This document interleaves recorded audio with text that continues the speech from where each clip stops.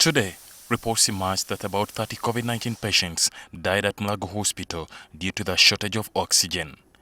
However, the hospital administration has dismissed those reports as false and instead offered an explanation for what happened there. We actually lost 17 patients, and out of these 17 patients, 7 were from ICU.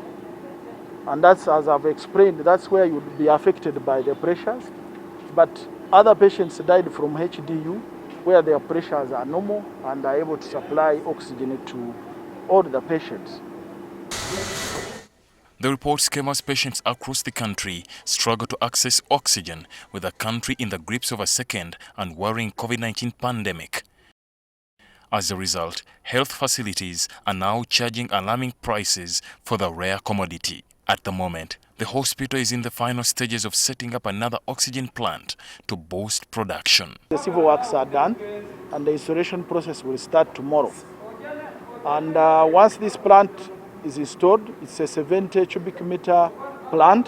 Mulago Hospital needs around 4,000 liters of oxygen per minute, but has the capacity to produce only 2,999. A patient without severe illnesses requires between 20 to 30 liters of oxygen per minute, but ICU COVID patient needs between 70 to 80 liters of oxygen per minute. We asked the Ministry of Health what they plan to do to private hospitals charging exorbitant oxygen prices. We have been monitoring the situation and now it is getting out of hand. We have requested the Technical Intersectoral Committee, which has an enforcement arm, together with the Uganda Medical Dental Practitioners Council, to come in and review the entire situation. We want them, first of all, to visit the private sector facilities that are offering services and see their capacity and what they have, and whether it is commensurate with the charges that are being levied on the patients. We spoke to some MPs about the rising cost of accessing oxygen. So I call upon the government, most especially His Excellency the President, to at least let him address along that line, because we really want the lives of our people.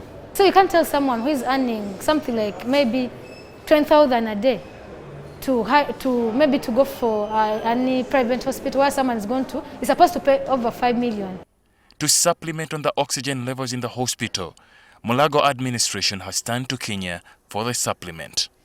We have also worked out arrangements with the Ministry of Health of bringing in liquefied oxygen.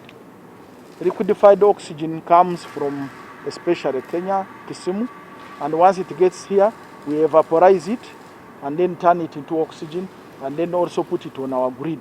Mulago Hospital has only 27 beds available in its intensive care unit. Ali Mivole, NTV.